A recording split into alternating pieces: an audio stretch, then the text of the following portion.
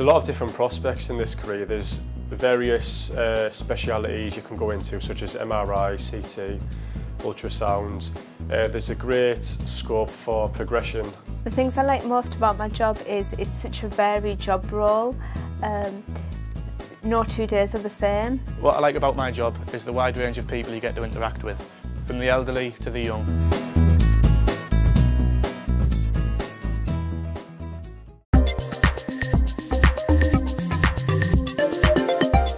I'm Hannah Gill, Modernisation Lead Housing Care and Support at Hartlepool Borough Council. In Tees Valley alone, there's about 32,000 people who work in the health and social care area, and the amount of jobs in there is unbelievable. And obviously this sector is just going to continue to grow and grow as we all get older and we all continue to need health and social care. We're actually here today at one of our extra care facilities in Hartlepool.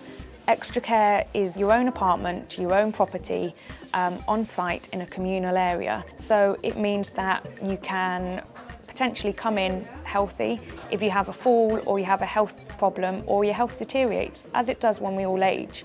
There's people on site to help you. How have you settled in, Kathleen? I studied at Durham University, where I did anthropology as a degree, and then I went on to do an MSc in medical anthropology still at Durham. It was the health and the social elements of health that really interested me, particularly things like health inequalities, which has really led me on to the work I do today. The one thing I do really like about my job is it's quite varied. Even though it is office-based and I spend most of my time in the office, there's a lot of time for innovation, for different ideas, for thinking of different services we can provide. You can feel you're trying to help people at the end of the day, even if you are sat behind a desk. I'm Jamie Pankhurst. I'm a radiographer at James Cook University Hospital. I've been working here for about 2 years now. I went straight to St Mary's College in Middlesbrough and I did maths, biology, chemistry A-levels. I studied for a 3-year degree course at Teesside University in diagnostic radiography, which is a Bachelor of Science degree. Working in A&E especially, which is the main area that we focus on in this job, we do get a lot of different patients, all coming from different accidents, and we x-ray them to see if there's any broken bones. We get all sorts of different situations on a day-to-day basis, and we can get quite busy at times with emergencies. I'd say you have to have the ability to put the patient at ease, because a lot of them could be potentially distressed, and you've got to be there to reassure them. You need to have good communication skills with the patients. You need to be able to think outside the box, because situations are always different on a day-to-day basis. As radiographers, we're now starting to take on more responsibilities, which does take a lot of workload off doctors as well, because we do reporting would be originally done by the doctor. So I think over the next few years there will be a need for an increase in the amount of radiographers needed within the country.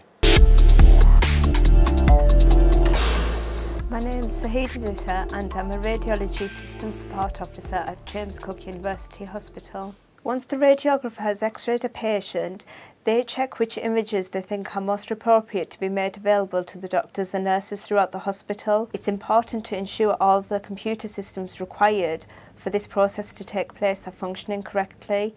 And it's my job role to ensure that the servers and also the infrastructure within radiology is working on a day-to-day basis. Although the job role is initially seen as behind the scenes, it involves a lot of dealing with people throughout the hospital at all different levels, from doctors to nurses to the radiologists within the department, and also other IT colleagues to help ensure that the systems are working.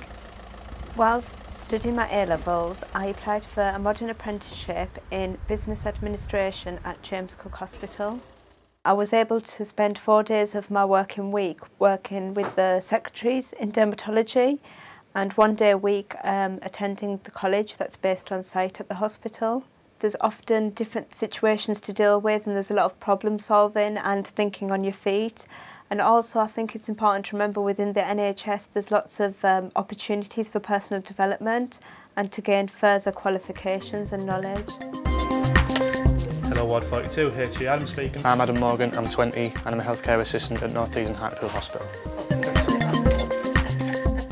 On a day-to-day basis, I'll help patients with their hygiene needs. I'll fight against infection to ensure that no patients can pick up an infection while they're in hospital. I'll also get patients' observations, which is their blood pressure, the heart rate, the oxygen saturation, and I'll modify any changes, reporting them to a doctor. While I was taking my A-levels, I didn't think university was really for me.